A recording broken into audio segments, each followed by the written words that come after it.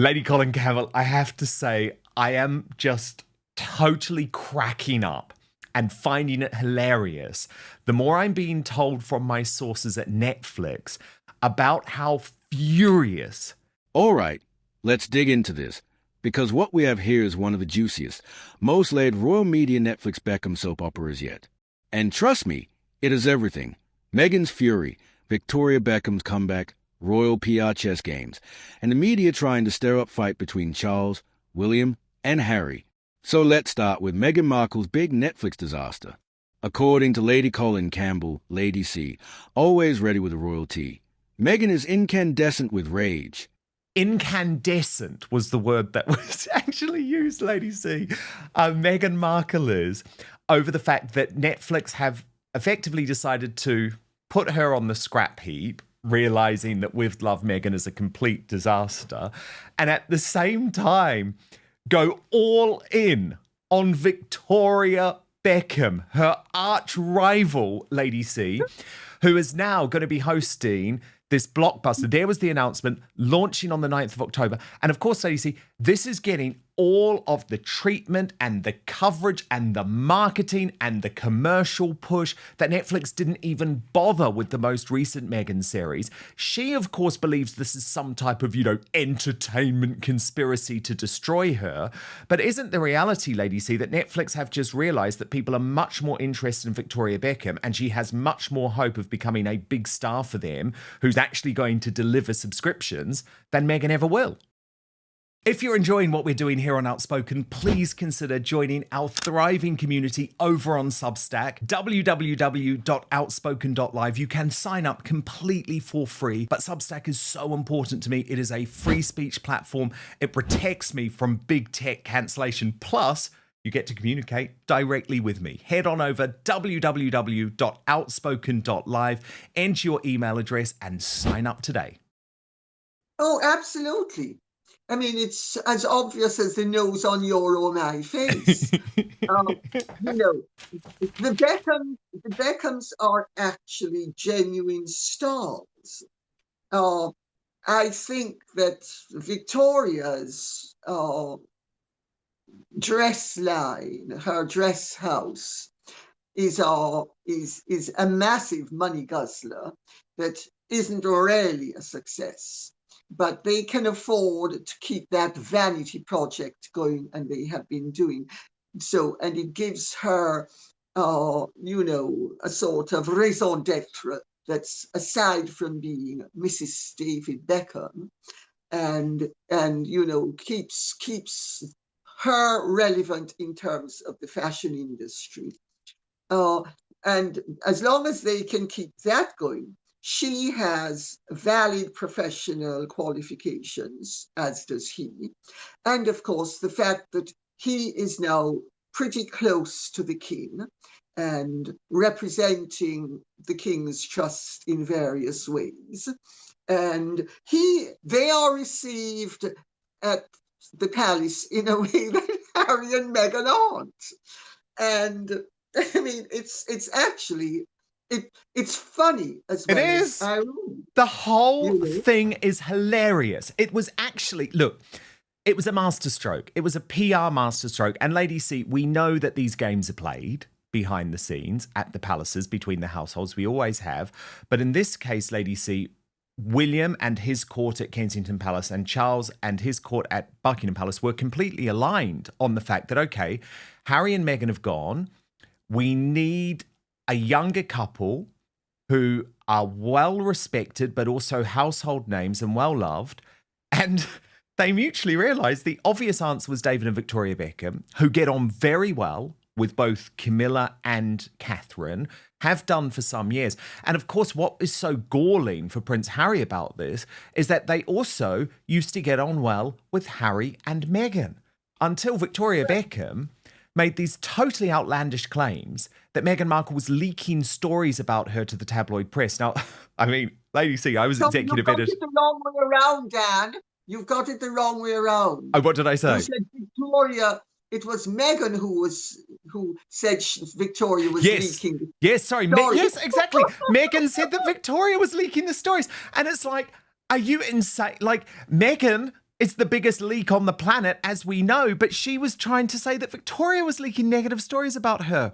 It was nuts. And then Harry went over to the Invictus Games and ignored David Beckham, who had taken 2 of his children to Sydney. It was one of the biggest PR own goals in a very long time. But again, it makes all of this so much more sweet, I think, because we know that there's a wink, wink, nudge, nudge going on all the time between the royals and Victoria and David, who know that they are fulfilling the role and the glamour that would have been taken in the past by Harry and Meghan. I think it's beautiful to see. Why? Because Netflix, the very platform that once handed Ho and Harry the eye-watering $100 million deal, has basically shoved her aside and gone all in on her arch-rival, Victoria Beckham. This isn't just about one show being cancelled and another being promoted. It's about optics, branding, and who Netflix believes can actually bring in subscriptions. And guess what? They've decided Victoria Beckham has the star power that Meghan simply doesn't. But also, let's not forget that Meghan is supposedly advising Nicola Peltz Beckham Yes. and Brooklyn. So, because she knows what it's like to be on the outs with a powerful family and blah, blah, blah. So there's that going on as well. You know, anybody with a conscience and scruples would think, excuse me, you do not take advantage of family estrangements and do it publicly. Yet Meghan and Harry have done precisely that, inviting the young Beckhams around and leaking that Meghan is giving Nicola the benefit of her wisdom. Let me show you how to be a proper bitch, just let me show you. I know, it's like, if there's one person you should not be listening to, oh my God. It's a joke. But I mean, the whole thing, all of this is so bizarre, but it's fabulous entertainment. And it really is entertaining. It is very entertaining, Lady C. But look, I've got to ask you about Tina Brown. Because she is obviously someone who is considered, Lady C, I guess, one of the doyens of royal reporting, in part because of her time, her very successful era when she was the editor of Vanity Fair, and Vanity Fair was the be-all and end-all. And alongside Anna Wintour, she obviously got to know Princess Diana, and they were considered friends. And obviously she ran some of those very famous images, those Testino images of Princess Diana. But lately, Lady C, she has really been turning the screws on the royal family and leading the charge against Prince William and for Prince Harry. And this week in particular, she wrote about Prince Harry's new gambit in her Substack and is like full on backing Harry over William. And given she's so influential, especially in the American media, Lady C, if it's okay, I just wanted to take you through some of what she said and get you to respond. So she said of his tour this week, Prince Harry does Prince Charming. At last, Prince Harry has got it right, which is bad news for the Prince of Wales. After 5 years of exuding the wrath and spouting therapeutic gibberish, the Ginger Whinger finally realised that all the royals have to do to win public opinion is zip around the UK and smile, watching Harry's high gusto balloon sword fight with a sweetly gratified disabled 9-year-old girl at the Wild Child Awards in London, and the dance moves he busted at the Children in Need community recording studio in Nottingham, brought a shaft of royal optimism to a country whose national motto should be, "It will be ready in 6 weeks." As Harry's buoyant photo ops duelled with Prince William and Kate's engagements for press coverage this week, you had to ask, who would you rather hang with? The Tigger-like Duke of Sussex or sober, appropriate William? and infinitely perfect Kate taking tea and cake with a cooing chapter of one of Queen Elizabeth's most beloved but groaningly square charities, the Women's Institute. At the end of the day, Lady C nailed it. This is fabulous entertainment. Meghan may see conspiracies everywhere, but the truth is simpler. She's no longer the star she thought she was. The royal family has moved on. Netflix has moved on. The public has moved on. Probably more fun was to be had at the King's diverting house party at Balmoral, where His Majesty and Camilla entertained such national treasures as glamorous ad-fab fossil Joanna Lumley and rollicking human rights barrister Baroness Helena Kennedy, who kicked off the traces by not conforming to the tartan dress code. Harry's own reset, a positivity campaign he hopes will endear him to his still estranged father and a negative British public, came with a new unexpected gambit, a contribution from his own bank account of £1.1 million to the Children in Need project. It cannily unleashed for William the uneasy question of what exactly the 43-year-old Prince William is doing with the £23 million a year he gets from the Duchy of Cornwall. Back when Charles was Prince of Wales, he was a powerhouse of philanthropy, starting at age 27 when he used his £7,000 400 severance pay from the Royal Navy to seed the Prince's Trust, which has gone on to raise more than £100 million a year. Without wishing to be churlish, I can't help pointing out that William's annual Earthshot prize of £1 million, covered by sponsors to 5 promising innovators in the climate change space, is a little underwhelming. But perhaps I am now too American. I am used to such big dick largesse. Now, I'm sorry, Lady C.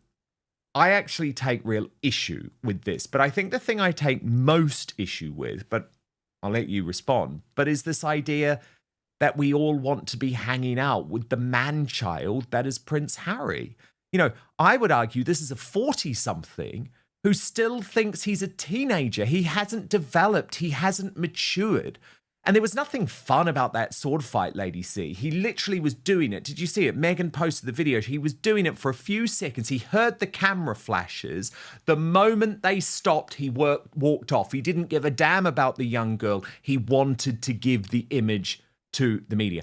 And by the way, and I don't want to slag off these people, Lady C, but the only people hanging out with him at Wellchild was Ed-listers like Peter Andre, lovely guy, and Kimberly Walsh, formerly of Girls Aloud. So I just don't really know if Tina Brown has got her analysis of Harry's trip right. Well, I mean, Dan, I actually like Tina. And Tina used to be very eminent, but Tina is no longer eminent, you know, to be blunt about it all. And I don't want to be rude about her because I like her. And she is a good journalist. But Tina is having to reconcile having been very woke, having been very positive about Meghan and Harry, having been totally on side with the Black Lives Matter movement and how Black women of such a dark complexion as Meghan that you couldn't see her at night unless the lights were on brightly, and all of that rubbish that they went on with, when of course Meghan is more fair-skinned than her sister Samantha, but that's I'm trying to make the point that it's all absolute claptrap and rubbish that she was coming up with. And she did this for a period of years until it became untenable. And when she wanted to start this Substack, she realized that she needed to come up with a new shtick. So Tina is having to reconcile having been both pro-Nazi and pro-Jewish, let's put it that way, pretty irreconcilable. And she catches herself between two stools pretty regularly. And I think an awful lot of that is what is going on, because Tina is trying to keep herself relevant, and she has come late to a game that other people are already very well established in, including you and, dare I say it, me. And Tina doesn't have the following that either you nor I have. So if you begin to look at it from that point of view, the reason why she's shilly-shallying and falling between two stools, and she's damning William and Catherine with faint praise, but she's making sure she praises them, because Tina is very adept at keeping in with the powers that be. And so I think if you consider the source, you realize what's really going on. And quite frankly, you can flicker off the way we flick off lint. Sorry. Yes, yes. Well, I do get what you're saying. There was some interesting news, though, Lady C, in terms of the relationship between William and Charles. And what's interesting is she actually says it's worse now between William and Charles than it is between Harry and Charles. So again, I want to get your take on this, but this is her reporting. Meanwhile, Victoria Beckham, once marked for being the least talented Spice Girl, is riding a fresh wave of global admiration. And the Beckhams, with their royal connections and polished image, are filling the very gap Harry and Meghan left behind. The irony is almost Shakespearean. Meghan wanted to be Britain's biggest export, the glamorous royal-turned-Hollywood superstar. Instead, she's watching from Montecito while Victoria Beckham, of all people, takes a crown. And as for Harry, he may win some short-term praise, but the reality is he's still a 40-year-old man playing at being fun Uncle Harry. The public isn't fooled, and William, for all the criticism, remains a serious, steady heir, the one actually preparing to be king. So, in this grand game of PR thrones, Meghan's on the losing team. And no amount of sword fights, Netflix pitches, or Nicola Peltz mentoring sessions is going to change that. Now, here's my question for you. Do you think Netflix's pivot to Victoria Beckham is the final nail in Meghan's Hollywood coffin? Or will she somehow find a way to reinvent herself yet again?